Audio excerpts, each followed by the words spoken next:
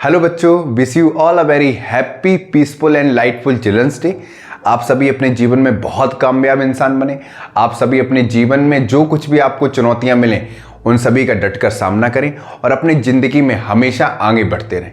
ठीक है, हमेशा प्रयास ये करें कि आपको अपने पिछले पल से एक बेहतर इंसान बनना है। ठीक है, तो आज आप सभी के लिए मैं क्लास 10th केमिस्ट्री का chapter number 4 carbon and its compound का बहुत ही प्यारा सा टॉपिक लेके आया हूं, सैचुरेटेड एंड अनसैचुरेटेड हाइड्रोकार्बन। ठीक है, यहां से जनरली 1, 2, 3 नंबर के क्वेश्चंस बनते हैं, चाहे वो कॉन्सेप्चुअल क्वेश्चंस हो, चाहे वो एमसीक्यूज बेस्ड क्वेश्चंस हो। बहुत प्यारे प्यारे क्वेश्चंस बनते हैं, लेकिन उससे पहले हमको टॉपिक पता होना चाहिए। ठीक, तो सबसे पहले बात करते हैं सैचुरेटेड एंड अनसैचुरेटेड हाइड्रोकार्बन। अच्छा बच्चों, जो carbon and its compound chapter है ये सच में बहुत डीपली चैप्टर है। ठीक है, एकदम से बच्चों को समझ में नहीं आता है। ठीक, टॉपिक वाइज आप इसको पढ़िए। अगर जैसे आपने वीडियो देख ली है, वीडियो देखने के बाद आप एनसीईआरटी पकड़ें और एनसीईआरटी को लाइन बाई लाइन रीड करें, तब उसके बाद आपको समझ में आएगा। एक बार में ये चैप्टर आप आसानी से बिल्कुल नहीं समझ सकते हो। आपको बॉन्डिंग नहीं पता होगी, आपको फंक्शनल ग्रुप नहीं पता होंगे। ठीक है, और बहुत सारी चीजें होती हैं जो आपको नहीं पता होती हैं। तो बात करते हैं सबसे पहले सैचुरेटेड हाइड्रोकार्बन की। ठीक, तो कॉपी पेन निकाल लो और पेटी पैक होके बैठ जाओ। Saturated hydrocarbon. ठीक है, कॉन्सेप्ट को थोड़ा बारीकी से समझने की कोशिश करेंगे, बहुत ज्यादा नहीं, थोड़ा बारीकी से। ठीक है, तो एकदम पेशेंस के साथ बैठो, मजा आएगा आपको। सबसे पहले बात करते हैं हाइड्रोकार्बन की। हाइड्रोकार्बन, अब बच्चों यहां पर दो टर्म का यूज हो रहा है, एक H प्लस C। ठीक, HC वर्मा नहीं है यहां पर, मतलब एक एलिमेंट तो हमारा हाइड्रोजन है, दूसरा एलिमेंट कैसा है, कार्बन है। ठीक, अब हाइड्रोजन का जो मास नंबर होता है वो कितना होता है, 1, और कार्बन का कितना होता है भैया, 12। ठीक है, और कार्बन का एटॉमिक नंबर कितना होगा भैया, एटॉमिक नंबर होता है कार्बन का 6, पता है, याद रखना। ठीक, अब तुम्हें ये पता है कि जब दो एलिमेंट आपस में रिएक्ट करते हैं तो वो क्या बनाते हैं, कंपाउंड बनाते हैं। बिल्कुल बेसिक से चल रहे हैं। ठीक है, जब दो एलिमेंट्स क्या करते हैं, आपस में रिएक्ट करते हैं तो वो क्या बनाते हैं, कंपाउंड बनाते हैं। ठीक, तो हाइड्रोकार्बन है क्या, हाइड्रोकार्बन जनरली कंपाउंड्स हैं, किसके, हाइड्रोजन से और कार्बन के। क्लियर हो गया, कोई तकलीफ, हाइड्रोकार्बन समझ में आ गया। हाइड्रोकार्बन क्या है, हाइड्रोकार्बन जनरली कंपाउंड है, किसके, हाइड्रोजन और कार्बन के। अब यहां पर जरूरी नहीं कि एक ही कार्बन हो, जरूरी नहीं एक ही हाइड्रोजन हो, समझ में आया। CH3 भी बनता है, CH4 भी बनेगा, C2H5 भी बनेगा। ठीक, मतलब अलग अलग वेरिएंट के क्या करेंगे, कंपाउंड्स बनेंगे। ठीक है, क्लियर हो गया। C2H4 बनेगा, C3H6 बनेगा, ठीक है, C3H8 भी बनेगा, अलग अलग टाइप के पढ़ेंगे फॉर्मेशन। पहले इतना समझ लो हाइड्रोकार्बन होता क्या है। ठीक, अब थोड़ा आगे बढ़ते हैं। ठीक, अब बात करते हैं सैचुरेटेड की। सैचुरेटेड वर्ड किसके लिए यूज होता है बच्चों, जो सैचुरेटेड वर्ड यूज होता है वो हमेशा सिंगल बॉन्ड के लिए यूज होगा। ठीक, पहली चीज। और सिंगल बॉन्ड हमको कहां देखने को मिलेगा, सिंगल बॉन्ड देखने को मिलेगा हमको एल्केन सीरीज में, ध्यान रखना। ठीक, क्लियर हो गया। अब इसी को हम बोलते हैं सिंगल बॉन्ड भी बोलते हैं। सिंगल बॉन्ड मतलब स्ट्रेट चेन बॉन्ड। ठीक है, स्ट्रेट चेन बॉन्ड। बेटा ध्यान से समझ जाओ, तो इसका जो जनरल फॉर्मूला होता है वो होता है CnH2n+1। ठीक, क्लियर हो गया। और जनरली ये किसके लिए है, एल्केन सीरीज के लिए। समझ में आ गया। तो सैचुरेटेड हाइड्रोकार्बन में क्या होंगे, इसमें लॉन्ग चेन ऑफ कार्बन और हाइड्रोजन की बनेगी, लेकिन होंगे कैसे, सभी सिंगल बॉन्ड होंगे। ठीक है, जैसे नॉर्मली हम CH4 ले रहे हैं, CH4 क्या है, जनरली हमारा मीथेन है। क्या है, मीथेन है। तो मीथेन में क्या होगा, 1 2 3 4, एक कार्बन कितने हाइड्रोजन से बॉन्डेड है, 4। अब देखो इसकी ऑक्टेट कंप्लीट है कार्बन की, 2 4। ठीक, पहले क्या थी कार्बन के पास, 2 4। अब कितने हाइड्रोजन और जुड़ गए, 4 और जुड़ गए, तो कितने हो गए, +4। तो मतलब कितना हो गया, 2 8। तो के सेल में कितने होने चाहिए, 2, एल सेल में कितने होने चाहिए, 8। अब ये क्या हो गया, नोबल गैस बन गया एक तरह से। ठीक, तो अब ये फर्दर क्या करेगा, रिएक्शन नहीं करेगा। क्यों, क्योंकि अब ये स्टेबल हो चुका है, मतलब अभी इस CH4 के पास फ्री आइंस है ही नहीं। अब ये कार्बन के पास कहीं फ्री आइंस है, नहीं है, तो फ्री आइंस नहीं है तो ये क्या करेगा, इलेक्ट्रिसिटी कंडक्ट नहीं करेगा, मतलब there is no free ions in CH4, क्योंकि कार्बन 4 हाइड्रोजन से क्या है, बॉन्डेड है। क्लियर हो गया। अब फ्री आयन है नहीं, अगर मान लो यहां पे CH3 होता तो CH3 में एक हाइड्रोजन ये यहां पे कहीं ना कहीं वैकेंट होता, तो ये क्या करता, ये फ्री इलेक्ट्रॉन होता, और ये फ्री इलेक्ट्रॉन क्या करता, इलेक्ट्रिसिटी को कंडक्ट करता। ग्रेफाइट के केस में ध्यान से सुनना, ग्रेफाइट क्या है, हेक्सागोनल अरे बनाता है, ठीक है, ठीक, 2 हेक्सागोनल अरेयर की रे की लेयर बनती है। तो वहां पर क्या होता है, ईच कार्बन 3 कार्बन एटम से क्या होता है, बॉन्डेड होता है। लेकिन डायमंड के केस में क्या होता है, एक कार्बन 4 कार्बन एटम से क्या होता है, बॉन्डेड होता है, जिसकी वजह से वो आपस में कैसे होते हैं, स्टेबल होते हैं। और ग्रेफाइट में स्टेबल नहीं होता है, जिसकी वजह से वो कार्बन का एक एटम क्या करता है, फ्री आयंस होता है, वो इलेक्ट्रिसिटी को कंडक्ट कराता है। समझ में आया, क्लियर हो गया। वो वाली वीडियो आपने नहीं देखी तो देख लेना, पहले इतना समझ में आया। तो सैचुरेटेड क्या होगा, सिंगल बॉन्ड होगा, एल्केन सीरीज होगा, और एल्केन सीरीज क्या बनाएगा, स्ट्रेट चेन बॉन्ड बनाएगा, जिसका जनरल फॉर्मूला क्या होता है, CnH2n प्लस, सॉरी बच्चों गलत हो गया, CnH2n प्लस 2 होगा।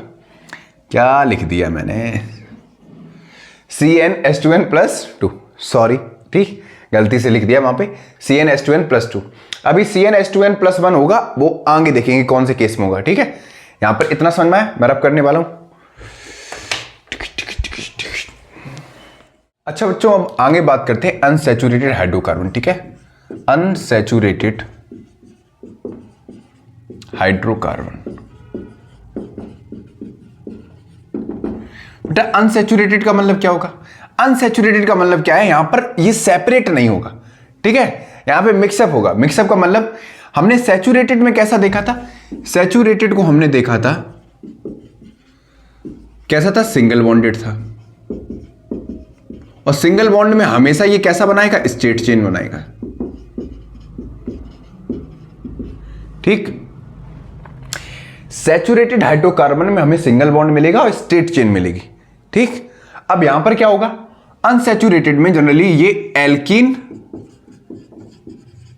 और एल्काइन, ये पहला हो गया, पहला क्या था, एल्केन। तो एल्केन सीरीज हमको कहां मिलती है, सैचुरेटेड में, और अनसैचुरेटेड में क्या मिलता है, एल्कीन, और थर्ड वाला एल्काइन, ये कहां पे मिलता है, अनसैचुरेटेड में। मतलब जो एल्कीन होते हैं ये जनरली डबल बॉन्डेड होते हैं, कैसे होते हैं, डबल बॉन्डेड, ठीक। और एल्काइन में जनरली कैसा होता है, ट्रिपल बॉन्ड होता है। मतलब ये अनसैचुरेटेड हाइड्रोकार्बन में कैसे हम पहचानेंगे, या तो अनसैचुरेटेड हाइड्रोकार्बन डबल बॉन्डेड होंगे, या अनसैचुरेटेड हाइड्रोकार्बन में ट्रिपल बॉन्ड होगा, ठीक। जैसे नॉर्मली हम अभी देखते हैं, यहां पर देखो एल्कीन सीरीज में क्या है, डबल बॉन्ड है, ठीक, यहां पर ट्रिपल बॉन्ड है। जैसे मान लो मैंने एग्जांपल लिया प्रोपीन के लिया, अब प्रोपीन का मतलब क्या हो गया, इसका जनरल फॉर्मूला कितना होता है भैया, जनरल फॉर्मूला होता है CnH2n, ठीक। यहां पर जनरल फॉर्मूला इसका क्या होता है, एल्केन, CnH2n माइनस का 2। देखो जो यहां पर हाइड्रोजन है twice the number of carbon atom है, याद रखना। जैसे मैंने हाइड्रोजन लिया C2, तो 2 का दुगना कितना हो जाएगा, 4। यहां पर प्रोपीन का मतलब 3, तो C3, इसका दुगना कितना हो जाएगा, 6। तो यहां पर जो हाइड्रोजन है वो twice the number of carbon atom है, किसमें, एल्कीन में। अब एल्काइन में क्या होगा, यहां पर जो हाइड्रोजन है, ठीक, ट्वाइस से 2 कम। जैसे मैंने लिखा C2, C का दुगना कितना हो गया, हाइड्रोजन 4, और -2 कितना हो गया, C2H2। यहां पे C3 कितना होगा, अब C3 लेंगे कितना हो जाएगा, इसका दुगना कितना हो गया, C का ये हो गया 3 और इसका 6 हो गया, कितना हो गया,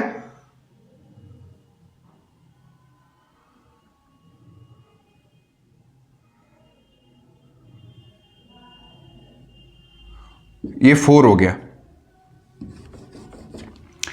अब यहां पे अगर हम C3 लेंगे तो यहां पर C का दुगना कितना हो गया, 6, और 6 - 2 कितना हो गया, 4। यहां C4 लेंगे तो 4 का 8, तो हाइड्रोजन कितना हो जाएगा, 6।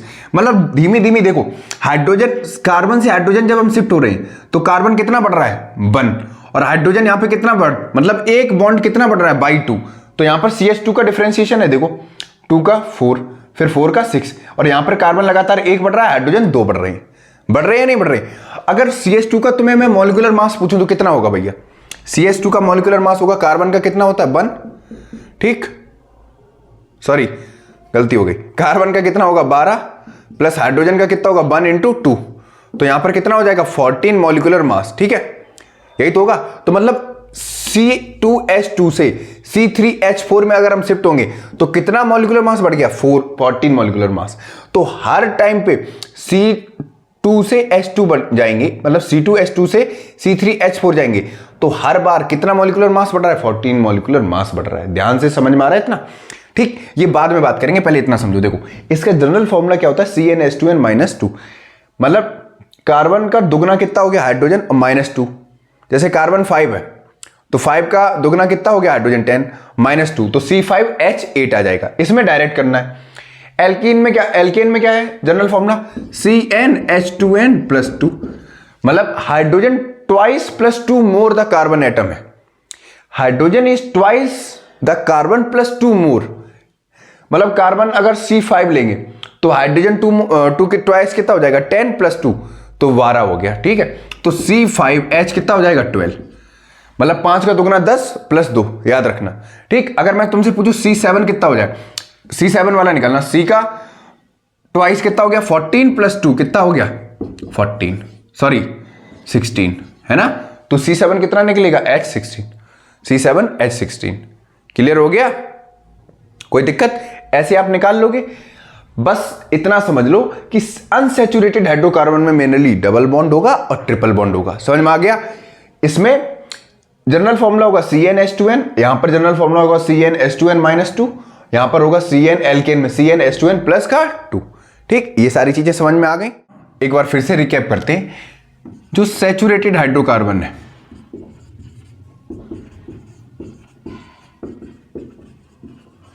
ये कैसे होते हैं, जनरली सिंगल बॉन्डेड होते हैं। इसका जनरल फॉर्मूला क्या होता है CnH2n+2, जो जनरली किसके लिए होता है एल्केन के लिए होता है। ठीक, अनसैचुरेटेड हाइड्रोकार्बन में क्या मतलब, यहां पर जो हमको चेन देखने को मिलती है ये स्टेट चेन मिलती है। कैसी मिलती है? State chain. ठीक, और जो सैचुरेटेड हाइड्रोकार्बन होते हैं, ध्यान से सुनना, इसमें जो मेनली कार्बन होता है या तो एक कार्बन एटम से अटैच होगा या मेनली 2 कार्बन एटम से अटैच होगा। ये सैचुरेटेड हाइड्रोकार्बन की पहचान है। अभी मैं बताऊंगा एग्जांपल से, पहले इतना समझ लो। जो अनसैचुरेटेड हाइड्रोकार्बन होंगे, अनसैचुरेटेड हाइड्रोकार्बन होंगे या तो मेनली डबल बॉन्डेड होंगे बनाएंगे या ट्रिपल बॉन्ड बनाएंगे। डबल बॉन्ड कौन बनाएगा भैया? Alkene series. तो एल्कीन का जनरल फॉर्मूला क्या होता है CnH2n। ट्रिपल बॉन्ड कौन से बनाएंगे? एल्काइन बनाएंगे। इनका जनरल फॉर्मूला होता है CnH2n-2। ठीक, इतना समझ में आ गया। और जो अनसैचुरेटेड हाइड्रोकार्बन होंगे, इसमें जो कार्बन होगा मेनली या एक कार्बन से अटैच होगा, 2 से भी हो सकता है और 3 से भी अटैच हो सकता है। जैसे अगर मैं तुमसे एग्जांपल पूछूं प्रोपेन का, C3H कितना हो जाएगा 8। एल्केन में क्या था, ध्यान से देखो यार, जनरल फॉर्मूला क्या था CnH2n+2, मतलब hydrogen is twice the carbon atom plus 2 more.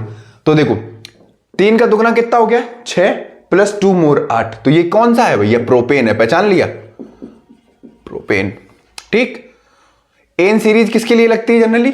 Alkene के लिए। एन मतलब सैचुरेटेड हाइड्रोकार्बन, सिंगल बॉन्डेड होगा। अगर मैं तुमसे इसका डायग्राम पूछूं तो कैसा बनाओगे? यहां पे रुकना, देखना, 1 मिनट देखो। कार्बन कितने होंगे? 1 2 3। हाइड्रोजन कितने? 8। 1 2 3 4 5 6 7 8। 1 2 3 4 5 6 7 8। अगर मैं तुमसे पूछूं कि ये कार्बन कितने कार्बन एटम से अटैच्ड है, ये एक से ही तो अटैच है, इस वाले से, है ना। ये वाला कार्बन कितने कार्बन से ये वाला कार्बन कितने कार्बन से अटैच्ड है? एक इससे एक इससे, मतलब ये वाला कार्बन 2 कार्बन से अटैच्ड है, ये वाला कार्बन सिर्फ इस वाले कार्बन से अटैच्ड है। मतलब सैचुरेटेड हाइड्रोकार्बन में जो कार्बन होगा या तो वो एक कार्बन एटम से अटैच्ड होगा या 2 कार्बन एटम से अटैच्ड होगा। ठीक, अब अनसैचुरेटेड हाइड्रोकार्बन में क्या होगा? एक कार्बन एटम 2 से भी अटैच हो सकता है, 3 से भी अटैच हो सकता है। ठीक, जैसे एग्जाम्पल के तौर पे अगर समझना चाहो तो मैं तुमसे पूछूं जैसे इथीन है, इथीन का डायग्राम तो आप बना ही लोगे, कितना होगा इथीन में, कितना होगा C2H2, यही तो होगा, ये होगा। थप्पड़ मारूंगा एक ही बार में नालायक हूं। यहां पे twice the number of carbon atom है इथीन, तो C2H कितना होगा 4। इथाइन में होता तो पूछते, इथाइन में क्या होता twice the number of carbon atom -2, तो C2 ट्वाइस कितना हो गया 4 -2 कितना हो गया 2, तो ये तो इथाइन है और ये क्या है इथीन है। C3H6, C4 4 का दुगना कितना हो गया 8, C4 तो H8, C5 दुगना H कितना हो जाएगा 8। समझ में आ गया। हम बैलेंसी भी तो चेक करेंगे, कार्बन स्टेबल है हाइड्रोजन के साथ या नहीं। दोनों भाई म्यूचुअल बॉन्ड बन रहा है, तो म्यूचुअल बॉन्ड में होगा क्या, इलेक्ट्रॉन आपस में शेयर होंगे और शेयर करके क्या करेंगे, अपनी ऑर्बिट को स्टेबल बनाएंगे। बात समझ में आई या नहीं आई। तो जैसे इथीन का तो पता चला, प्रोपीन बनाओ, चलो प्रोपीन, प्रोपीन कितना होगा C3H6। अब यहां पर देखो कैसे बनाएंगे, इथीन का डायग्राम तो पता है, कार्बन डबल बॉन्ड, एक हाइड्रोजन ऊपर एक हाइड्रोजन, ये रहा, ऐसा ही तो होगा।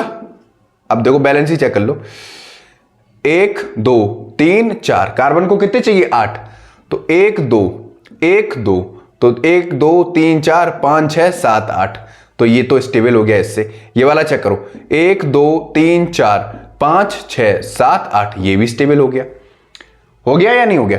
अब जैसे मुझे प्रोपीन बनाना है, तो प्रोपीन के लिए कितने होंगे 6 है, तो ये हो जाएगा 1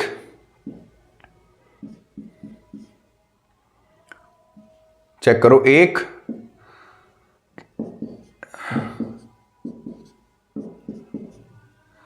कितने हो गए,